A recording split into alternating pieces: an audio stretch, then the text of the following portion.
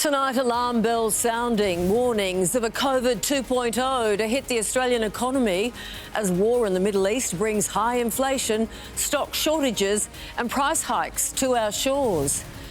Under the pump, petrol to remain sky high. The state government holding crisis talks, but are there any solutions? Donald Trump's warnings to allies as he calls for help securing the Strait of Hormuz. Why Australia won't send a warship. Horror in a Lidcombe high-rise. One person shot dead, another injured. A man now in custody. 4 people rescued from a boat fire emergency on the Hawkesbury. One win after another for a Hollywood blockbuster, but no joy for the Aussies at the Oscars. And a permanent honour for South Sydney superhero Alex Johnston.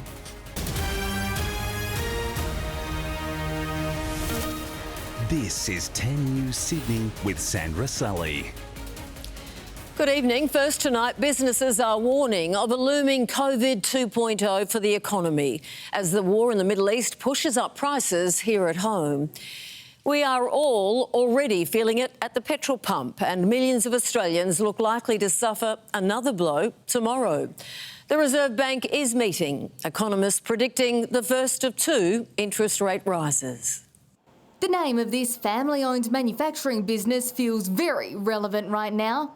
Impact International. The war in the Middle East has disrupted those supply chains, and they in turn are disrupting our ability to manufacture our products here in Australia. I'm calling it COVID 2.0. The Western Sydney factory imports plastic resin derived from petroleum and oil from the Middle East and makes tubes for food, cosmetics and pharmaceuticals. The prices for those raw materials have increased by between 30 and 50% within the last week. Alex Layovitz informed customers of a 15% price hike on future orders, likely to then be passed on to consumers at the supermarket and pharmacy. He warns the plastic supply shocks will have far-reaching ramifications. Think of TVs, think of medical equipment, think of pipes that are needed for building houses, think of bumper bars for cars. This is going to smack us between the eyes, and there's been no plan. Global oil prices driving higher costs throughout the Australian economy, feeding inflation. The Australian government understands the cost of living pressures that all Australians are facing. This government has lost control of its economic agenda, it's lost control of inflation, it's lost control of interest rates. Inflation was already uncomfortably high for the RBA, so big banks and money markets are predicting the cash rate will go up by 25 basis points tomorrow.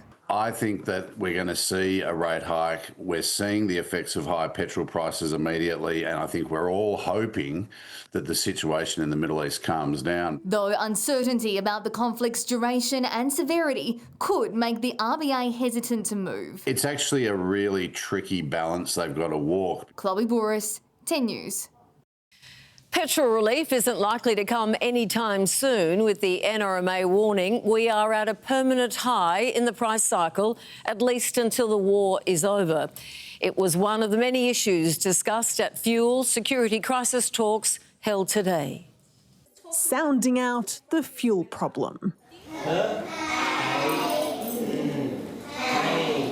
As prices remain sky high. We want to make sure the public knows that we're taking every step that we can in these extraordinary times. The Premier convening a round table of dozens of government and industry leaders to work through arising challenges. It was a bit of a talk fest.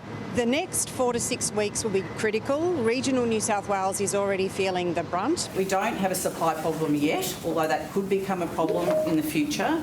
What we do have is a distribution problem. Only exacerbated by the closure of the Great Western Highway, connecting the city to the country. There is, of course, viable alternate routes, but it is slowing down some of the major supplies in some of the bigger tankers. The group agreed to immediate measures, including for the fuel industry to prioritise supply to the regions and transparency surrounding fuel availability through the Fuel Check app.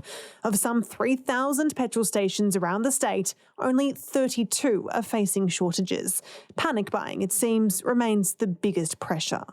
You'd think we would have learned enough during COVID in relation to the silliness that we now joke about with toilet paper. We're playing that game yet again. People started seeing $2.30, $2.40 price boards, and that's when the panic buying started. and here we are now trying to clean up the mess. We would just simply say this, less talk and more action. The opposition will this week introduce legislation which, if passed, could see fuel prices locked in 24 hours ahead of time, while the government is also putting petrol stations on notice.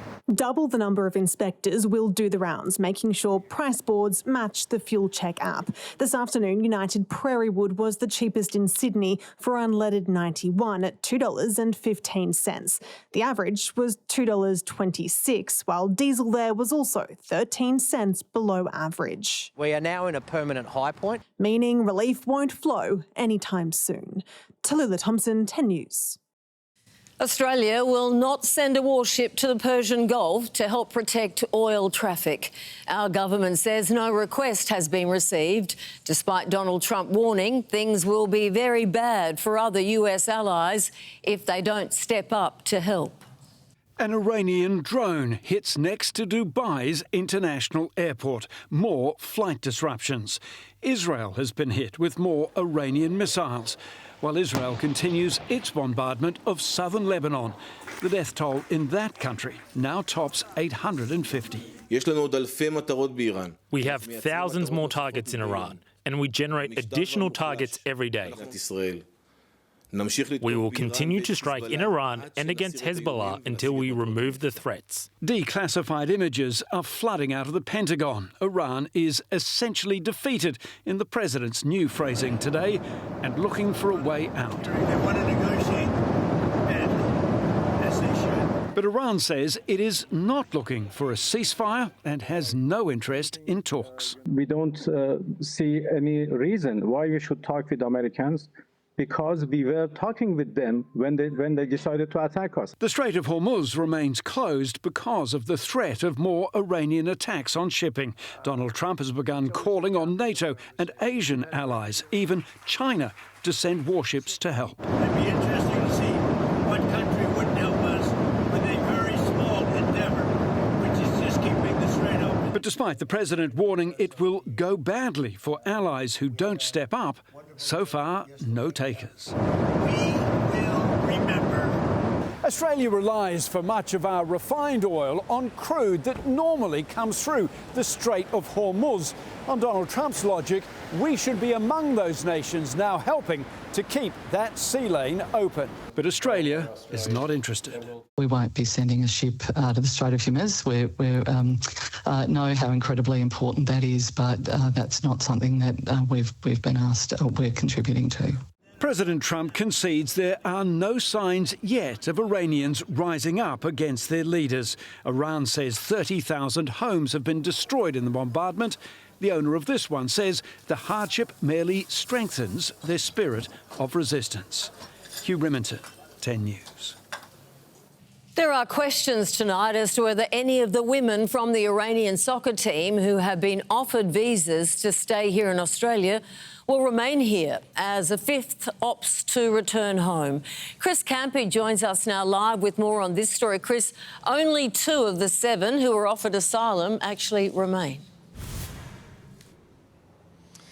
That's correct, Sandra. And whether these women actually changed their mind or felt simply that they had no other choice, you're quite right, 5 of them have now stepped away from those offered visas on humanitarian grounds. The latest is the team's captain, that's Zara Ganbari. Now, her decision came as a shock to supporters who believed she'd led teammates not only on the field, but also throughout these negotiations. But of course, we have heard a lot in recent days about the lengths the Iran regime can go to exert influence, even here on Australian soil. Now, a media outlet supportive of that leadership has claimed this apparent about-face as a victory, saying the withdrawn requests would see the team return to their beloved homeland, going on to say that this was the thwarting of a sinister scheme, and even that the Australian government was playing a subservient role to US President Trump. Now, regardless of any of that possible interference, authorities must simply abide by the wishes of anybody who wants to leave the country. But today, despite their disappointment,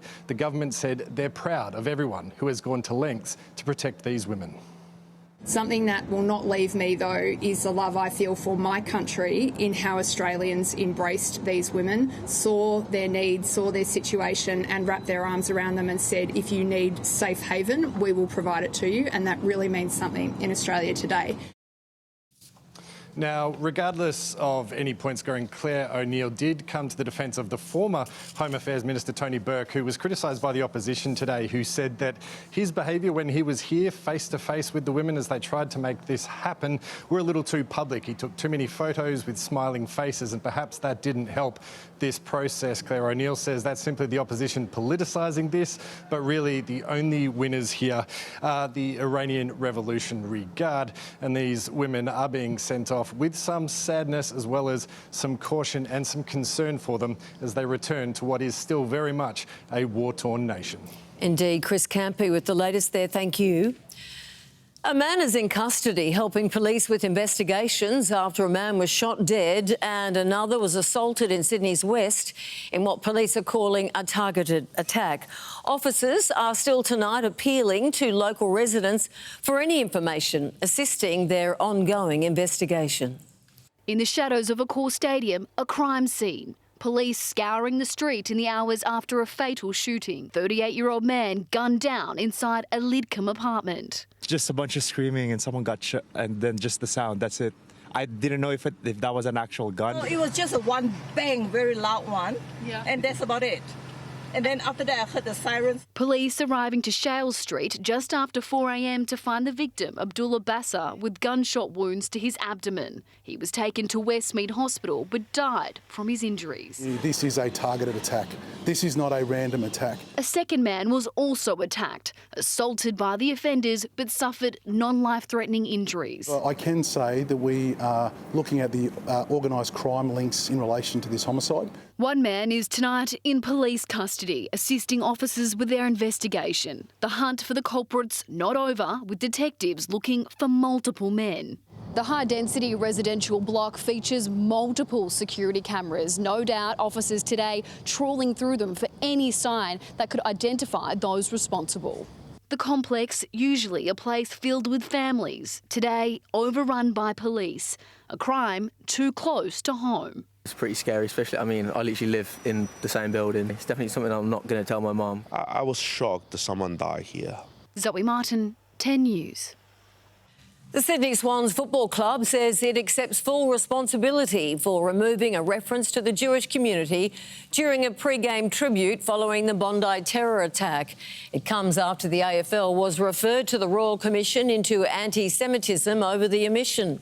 But the Swans CEO today said there had been no directive from the organisation and the choice was an effort to be inclusive. The people out there on the field that night were clearly those impacted most, the Jewish community. But plenty of the brave responders and also community heroes were there, many of which who aren't Jewish. So it was about acknowledging everyone that was out there.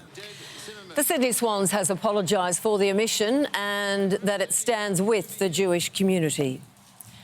Fellow boaties have come to the rescue of 4 people trapped on a burning boat on the Hawkesbury. Emergency teams have spent the afternoon tackling the blaze at Patonga, with flames enveloping the 18-metre luxury cruiser and huge smoke can be seen billowing from the vessel. Police say 2 men and 2 women were on board. They were rescued by a passing boat. The fire, which ignited in the engine bay, isn't being treated as suspicious. The greatest try scorer in NRL history has been immortalised at Heffron Park in Maroubra. Alex Johnston today unveiling a life-sized bronze statue of himself at Rabbitohs HQ, becoming the first ever Souths player to have a statue in his honour. Break the long-standing try-scoring record, build the man a statue. Yeah, along the way, there's been a few fans, that have shot me. There's been a few coaches that have shit on me, the media shit on me, and now the pigeons can shit on me. Let's go. Today.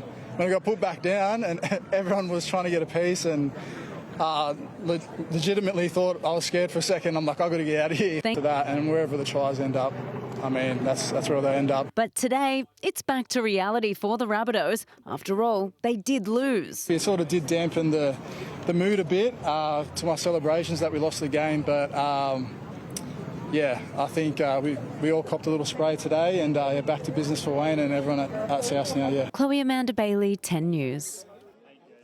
The young Chloe is here with us now for a preview of the rest of the day in sport. Chloe, this is not great news. The Knights' injury woes far worse than initially thought. Sandra, half their spine has been sidelined now in a bitter blow to the season start.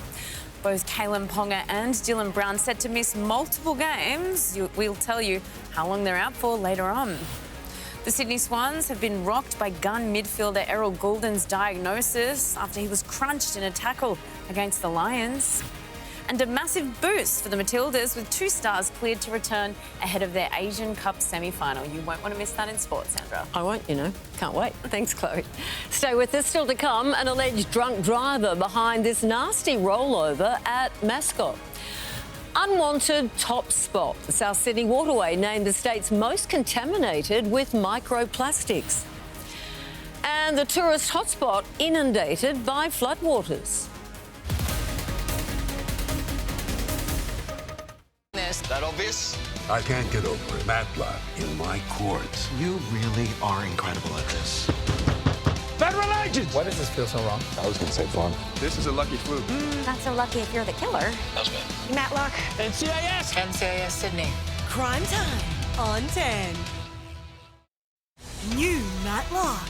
Tonight after Survivor. Good evening, I'm Brittany Gorrell in the Paddy's Market, Haymarket and Flemington Traffic Centre. And traffic's trying to ease up in the Blue Mountains in Medlow Bath, where an earlier 2-car crash saw the closure of the Great Western Highway in each direction for a vehicle recovery. Lanes are now back open though. Meanwhile, road damage is still closing a stretch of the highway further west on Victoria Pass between Little Hartley and Mount Victoria. Local diversions are in place. Now, with our attention to the north, delays are filling northbound up the M1 coming off the Hawkesbury River Bridge due to an earlier incident. Paddy's Haymarket is your ultimate city market. Open every Wednesday to Sunday with fresh food, fashion, souvenirs and 48 foodie spots. Visit paddysmarkets.com.au. Comedy thriller One Battle After Another has won big at the Oscars, taking 6 awards, including Best Picture. While the Paul Thomas Anderson blockbuster stole the show, it was unfortunately a different story for the Aussies. All our nominees coming up empty-handed. Oscars red carpet number 98 and the stars pulled out all the stops. The Aussies leading the charge. It was an incredible gift, this part, so I'm forever grateful. Second-time host Conan O'Brien was truly terrifying as he channeled Weapons star Amy Madigan. Then the real Amy Madigan had her moment, winning Best Supporting Actress. K-pop Demon Hunters won Best Animated Film and Best Song for Golden. For those of you who look like me, I'm so sorry that it took us so long to see us in a movie like this. Devil Wears Prada fans were beside themselves with this presenting duo, Anne Hathaway and real-life devil, Anna Wintour. Anna, would you like to read the nominees? Thank you, Emily. One Battle After Another star Sean Penn beat our Jacob Elordi to Best Supporting Actor, taking his Oscar tally to 3. Sean Penn couldn't be here this evening, or didn't want to. The past 12 months saw the film world lose some of its brightest stars, and Billy Crystal was joined by cast members from an array of murdered director Rob Reiner's films to kick off the In Memoriam. Michael B. Jordan won a hard-fought race to win Best Actor for Sinners. I stand here because of the people that came before me. Sidney Poitier, Denzel Washington, Halle Berry, Jamie Foxx, Forrest Whitaker, Will Smith. Jessie Buckley beat Rose Byrne to win Best Actress for Hamnet, Ireland's first winner. My Irish family, they're all here. Ireland bought them flights. In a Moulin Rouge 25-year reunion, Nicole Kidman and Ewan McGregor had a little sing. Love is all you need. Before announcing the night's big winner. One battle after another. Right now it's party time all over Hollywood. I'm at the 34th annual Elton John AIDS Foundation Bash, where Lola Young is performing, which means the celebs will be getting messy and raising a ton of money. But if you've got a brand new shiny gold statue, you can get in anywhere. And one last red carpet from a very long, long awards season. In Hollywood, Angela Bishop, 10 News. A 28-year-old man is accused of flipping his car at Mascot while drunk. Police were called to General Holmes Drive just before 1 this morning, where they found a hatchback on its side and empty. The man was found nearby, police alleging that he returned a positive breath test before he was taken to the Prince of Wales Hospital for treatment. Time now for a quick check on the weather. Josh Holt is here. Josh, no complaints really, but how's the week shaping up? Well, you might have some complaints as we get across the next couple of days because, there is some shower activity on the forecast, but also that cloud which started to move across Sydney this afternoon. That's going to add an extra blanket and therefore that will help to increase those overnight temperatures once again. And looking at the forecast, it doesn't look like they'll be dipping below 20 degrees as we get through the next 5 days or so. So some warm nights ahead. 18 overnight, 28 degrees today and right now sitting on 25. But you can see here on the satellite imagery that cloud I was referring to. It's moving across the southern states of Australia right now, moving across western and southern New South Wales this morning and then eventually tracking across areas of Sydney. So again, those overnight temperatures tonight up and it will stay that way over the next few days, and also some added moisture in the lower part of the atmosphere. So a little bit hot and sticky again. We're looking at showers across the southern areas of New South Wales right now. But look, the showers have been a little bit hit and miss. But I must say the rain gauges here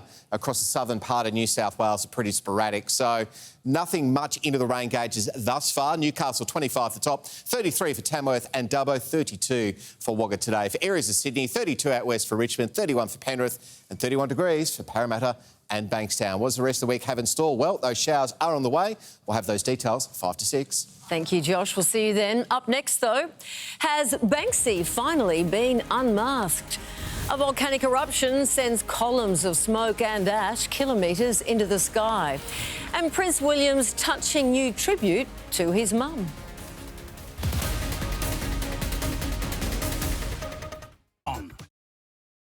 New season arrivals are now on sale at Freedom. Save up to 50% off selected sofas, up to 30% off selected furniture, and up to 50% off selected mattresses. Only at Freedom. Right now at Woolworths, discover great weekly specials across the store, like half price on Bonds underwear, socks, hosiery and babywear. Shop in-store or online today at Woolworths. The Tillies are through to the semi-finals. Can they beat China PR to book their spot in the grand final? Tuesday live on 10 and Paramount Plus. The world-famous street artist Banksy may have finally been unmasked. Reuters are reporting that this man, Robin Gunningham, also known as David Jones, is the elusive graffitier. Gunningham changed his name in 2008 to Jones, which is one of the most common names in the United Kingdom. Banksy's lawyer said in a statement that his client did not accept many of the findings in the report. The islands of Hawaii are continuing to be battered by a tropical low that's causing flash flooding, landslides and extensive damage. Up to 50 millimetres an hour is falling in some parts, with flood and wind warnings still in effect. Right in front of my mom's property, the water is like this. All our neighbours' properties are all underwater. The storm is slowly starting to move away, but a long clean-up remains. An explosive eruption has rocked the Philippines, with smoke and ash billowing high into the sky. Scientists say the thick black column rose nearly 5 k's high. This is the volcano's third eruption this year. There are no reports of injuries or damage. Prince William has paid tribute to his late mother Diana on what is Mother's Day in the UK. The future king shared this photograph on Instagram of him and his mother in a field of flowers back in 1984 when William was only 2. William captured the post, "Remembering my mother today and every day." King Charles, meanwhile, remembered his mother, the late Queen Elizabeth, while also thinking about anyone who may be missing their mums. For the first time, we can tonight reveal which of the state's waterways are the most contaminated by microplastics. And it's not good news for the city, with 7 of the 10 worst affected in the Hawkesbury-Sydney region. They're smaller than half a centimetre, but they're a big worry. Microplastics, one of the fastest emerging threats to marine life and the environment. It's really important that we know where the microplastics are coming from and where they're going. And now, thanks to a 3-year study by the Environment Protection Agency and the Department of Climate Change, Energy, the Environment and Water, we have some answers. We can tell you where they're coming from. Things like pellets, artificial turf fragments, which accounted for 5% of all microplastics characterised, as well as foam, which accounted for 37% of all microplastics characterised across the state. And where they are. The Hawkesbury-Sydney region ranking the highest for contamination among the state's coastal regions. In the top 10 most contaminated waterways, the Cooks River, Dee Why Lagoon, Toongabbie Creek, Manly Lagoon and the Parramatta River. This research is very important because it now sets a baseline. This means we have a starting point from which to track change from now on over time. 120 catchments were sampled from the Tweed to the Victorian border, and microplastics were detected in every single one. The state's concentrations on average are moderate to high compared to similar international studies. The challenge now... Ultimately, we're trying to reduce plastic at its source. These findings are a significant step towards making that happen. Matt Cannellan, 10 News. Still to come, a double injury blow for the Newcastle Knights. Right royal excitement in Canberra as every man and their dog lines up to say g'day to Denmark's king and queen. And a shark captured going for a spin at Ballina. Slater and Gordon, and we'll take it from here. Domino's new Seriously Cheesy range is designed to deliver extreme cheese euphoria. A magnificent, melty, Moorish mood upgrade. It's the ultimate cheese hit from Domino's. Who said healthy food's got to be boring, right? So let me give you some incredible recipes. Jamie Oliver, Eat Yourself Healthy, Friday on 10. Evening, Brittany Gorrell back in the Paddy's Market, Haymarket and Flemington Traffic Centre. And looks like the M1 is getting back on track northbound up over the Hawkesbury into Bar Point following an earlier multi-vehicle crash. Our major motorways around Sydney aren't looking too shocking. Underspeed westbound though for the M4 motorway from Church Street to Prospect Highway, but the M2 and M5 appear to be running closer to speed. Bit of a punishment down Stacey Street onto Davies Road in Padstow due to a breakdown. And leaving the CBD, expect northbound delays up Warringah Freeway and southbound in the ED Tunnel. Paddy's Haymarket is your ultimate city market. Open every Wednesday to Sunday with fresh food, fashion, souvenirs and 48 foodie spots. Visit paddysmarkets.com.au. The Sydney grandfather who was allegedly murdered after a botched kidnapping has been farewelled by family and friends. Chris Bagsarian's loved ones spoke traditional Armenian prayers as he was buried today, more than a month after he was snatched from his North Ryde home in a suspected case of mistaken identity. 2 men are currently before the courts accused over his abduction and death.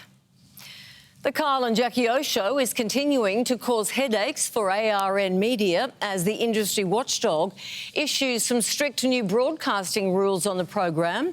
It comes after the Australian Communications and Media Authority last year found that the pair had repeatedly breached a decency provision. If the duo return, the new rules mean that ARN would face strong enforcement action if the presenters broadcast offensive content. Canberra has been caught up in royal fever during a visit by our very own Queen Mary and King Frederick of Denmark. The royal couple met with the Prime Minister Anthony Albanese at Parliament House in their first official trip to Australia since taking to the throne. A smile and a wave from our homegrown royal.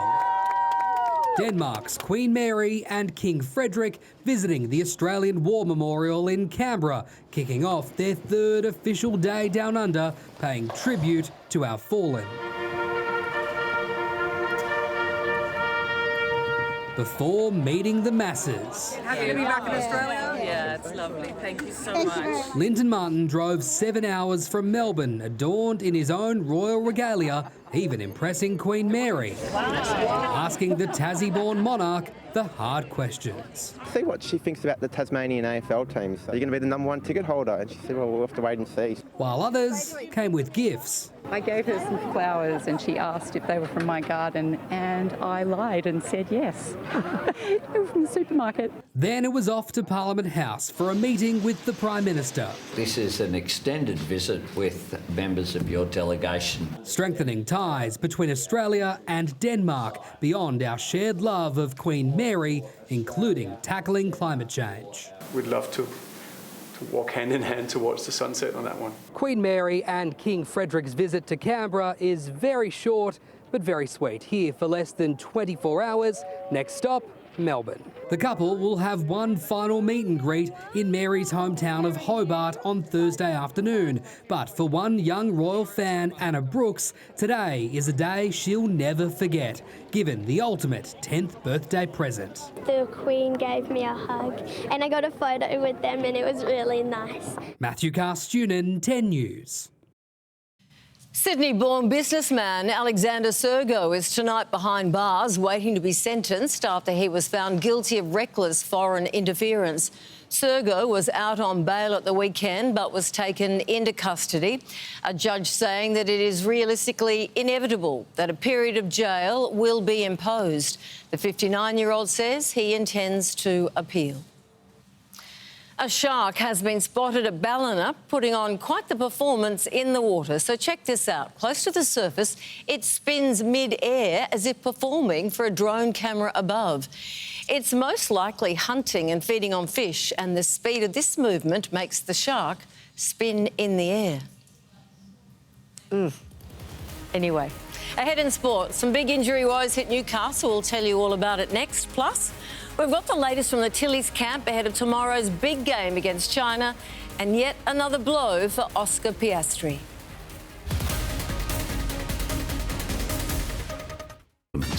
To the chef. Ba-da-ba-ba-ba. The Tillies are through to the semi-final. Can they beat China PR to book their spot in the grand final? Pull on your green and gold and get behind them. Tuesday live on 10 and Paramount Plus. Just ahead on 10 News Plus, did a snap-happy minister derail his own plan to help Iran's female footballers? And how this sex worker turned the tables on a man who tricked her out of payment. See you at 6.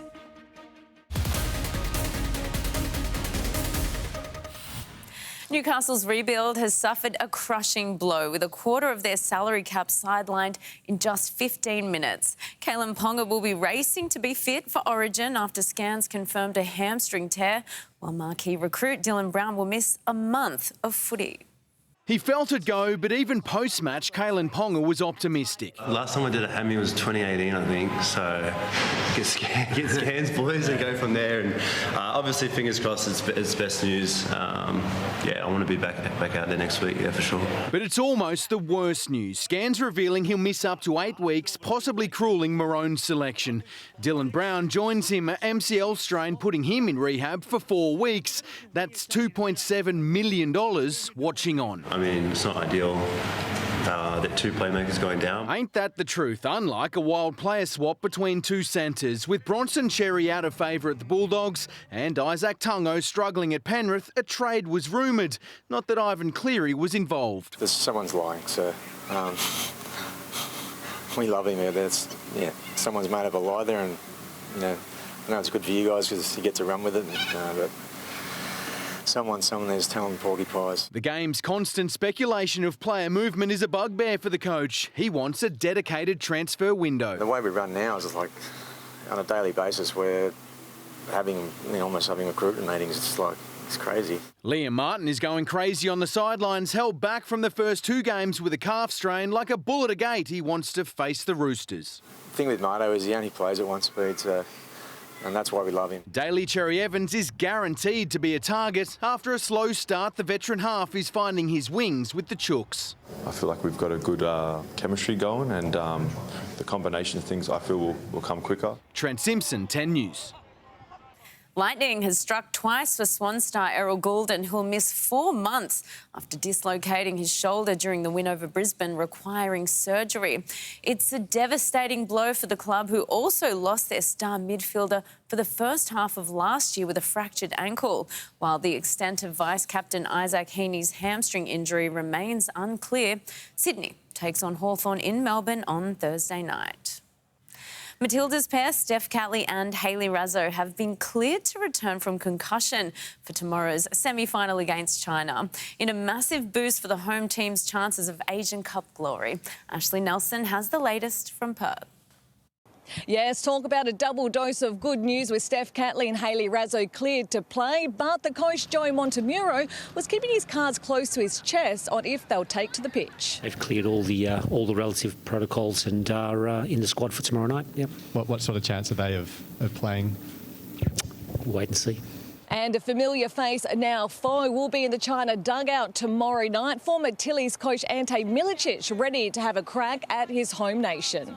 I'm honoured that I've had the opportunity to coach both national teams, and of course, you know, I'll always follow the Matildas from afar. Now, picking a favourite for this clash is a complicated decision, with the Tillies having the rub of the green in their most recent encounters, undefeated across the past 11 matches against China. But the reigning champs know how to win this tournament, claiming the cup 9 times in 15 appearances. The Matildas yet to beat them in an Asian Cup clash. These forward players of Australia can unlock a game at any time through their own individual class or combination. We could talk about the football on the pitch, but there's also going to be, I think, a tactical battle that I need to be prepared for off the pitch when to make those decisions, because I know he's going to throw some things at us. And it could be a huge occasion for Emily Van Egmond if she takes the field, becoming the most capped Matilda, taking over from Claire Polkinghorne, clocking up game 170. And the kids from Orchard Hills Public School in Penrith have this message of support ahead of the big game. We're from Orchard Hills Public School and we love the Tillies! And if you would like to feature in our Tillies Play of the Day, send your videos to us here at 10 News Sydney. Well, Sydney FC's Ufuk Talay could be set for a shock move to arch rivals the Wanderers. He hasn't ruled out negotiating with them, with both clubs currently without a coach after this season. The Sky Blues Wanderers' hatred is one of the strongest in Australian sport. The crosstown move considered the ultimate betrayal. Not that that worries Ufuk Talay. No, nothing weighs on my mind. The reality is I'm an off-contract coach. I need to make decisions about my future and where I stand, and I also need to make decisions what's best for my family. Western Sydney have only signed interim coach Gary Van Egmond until the end of the season. No conversations have happened, so the reality is this is what makes the game go around. Speculation, rumours. My focus is to finish well here. Talay is unsure whether a title would secure him his job. I think a question to the board, that one. I think that's a hard one for me to speculate on. Skipper and one club man, Ryan Grant, will run out for his 400th appearance tomorrow night when they face Melbourne City, 18 years after making his debut. The change is pretty obvious at the moment. Yeah, obviously looking back, you feel like a completely different person. Like I said, you're just a young kid trying to live his dream out, playing professional football. He's a leader by action. I get my gauge on how the boys are energy-wise from training from Rhino. If he's energetic, I know the boys are going to be energetic. A career highlight, any of his grand final goals, unless his current teammates can create a new one for him. There's rumours that they want to storm the field like they did the other night, just as soon as I touched the ball on my 400th, but obviously it's not that big of a deal. Brooke East, 10 News. United bolstered its bid for a Champions League spot with a comfortable 3-1 win over Aston Villa at Old Trafford. McLaren has apologised after its disastrous Chinese Grand Prix, where both Oscar Piastri and Lando Norris failed to start the race due to separate, unrelated issues with the car's power units. This is very frustrating and disappointing for the team, for the drivers. We are sorry for that. We will regroup, we will understand these technical problems, and we will go again in Japan. Very frustrating indeed. It's McLaren's first double failure to start in 21 years, with Piastri yet to complete a single Grand Prix lap this season after his Melbourne horror show. OKC's Shai Gilgeous-Alexander kept his streak going today. Consecutive matches with 20-plus points. It now stands 128 consecutive 20-point games, an NBA record extended. The New York Knicks came from 21 down to knock over the Golden State Warriors, while there are more injury concerns for Giannis Antetokounmpo. After nailing this thunderous dunk, he landed awkwardly and was forced to sit out the rest of the game. You know the phrase, don't count your chickens before they hatch? Here's how that plays out in baseball form. He made the catch! Oh, he caught it. Gosh! Cole Johnston at the wall! Stone Lawless gets just about every inch of it. You see him slam the bat down. He thinks that he has just taken the lead. He hadn't, though. The home run robbery leaving Tennessee slugger Stone Lawless looking like a fool. Stone's name rocks, but his premature celebration was for nothing. It's the outfielder earning our play of the day. Sandra, I'm pretending I don't have second-hand embarrassment for him. I know, but when you said fool, you took great joy. Exactly. Thanks, Chloe. See you tomorrow. Well, the big question, how is the week ahead shaping up weather-wise? Josh, the man, is back with his detailed forecast next.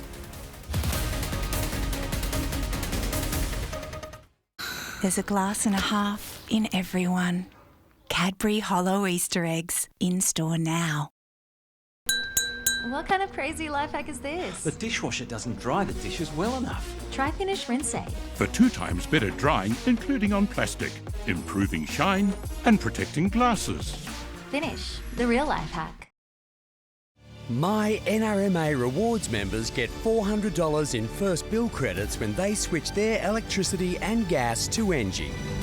Choose the Engie NRMA plan and it's possible. Right now at Woolworths, discover great weekly specials across the store, like half price on Bonds underwear, socks, hosiery and baby wear. Shop in-store or online today at Woolworths. Tonight's weather report is brought to you by Nuremberg, starring Russell Crowe. Stream now on Stan.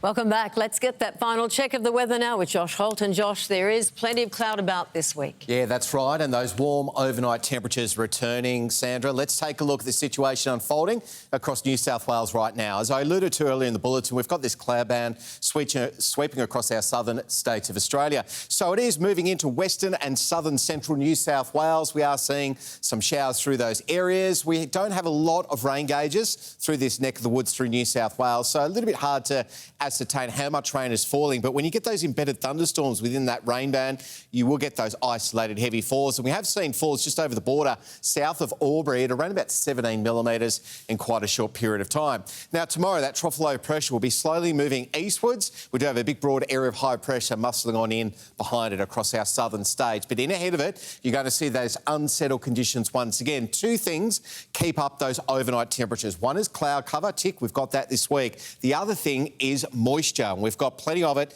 seeping down from the central and northern parts of Australia right now. So I don't think those overnight temps for areas like Sydney are going to drop below, well, maybe 20 or 19 degrees for the next 5 days. So it is going to be quite sticky at night. 29 degrees for Brisbane tomorrow, 21 with a shower or 2 for Melbourne, partly cloudy for Adelaide, sunny for Perth and 35, showers and thunderstorms for Darwin, topping out at 31 degrees on Tuesday. For areas of New South Wales, there's that cloud cover moving across Orange and Dubbo tomorrow, lingering through Broken Hill. Could even see some rain patches there tomorrow. Those showers and thunderstorms will be a little bit more frequent through the western and central areas of the state, in particular in the northwest, where we could see some heavy rainfall tomorrow. For areas of Sydney, 31 the top for Penrith and Richmond, overcast skies for Parramatta, Bankstown and Campbelltown. Possible shower for Wollongong hitting 28 degrees tomorrow. Offshore waters, northerly winds 25 knots, and the seas again lumpy up around about that 2 metre mark. The sun rising up and out of bed tomorrow morning at 6:55 a.m, setting just after 7:10. But with that cloud cover, it's not going to make much of a difference. 31 degrees for the city, cloudy skies, overnight low of 20. And have a look at these overnight temperatures as we get through this week. 21, 20 degrees Thursday and Friday, 19 on Saturday, and then back up to 20 degrees on Sunday. So not too much relief in sight. Now, we do have those showers eventuating for Sydney on Thursday. Most likely the wettest day of the week, and also those showers possibly picking up over the weekend for Saturday and Sunday. Moving into Western Sydney, we're looking at a shower or two Wednesday, increasing the showers on Thursday with a top of 26. So it will be wet Thursday, 27, and a shower or two Friday. And showers will be increasing on Saturday with 27 degrees. So if you're heading out to Rose Hill for the Golden Slipper, maybe the umbrella mightn't be a bad idea this year. 25 and a shower or two Monday, a possible shower and a top of 27 early next week. Did a snap-happy minister unwittingly derail his own plan to grant asylum to Iran's footballers? Tonight, after all the drama, only 2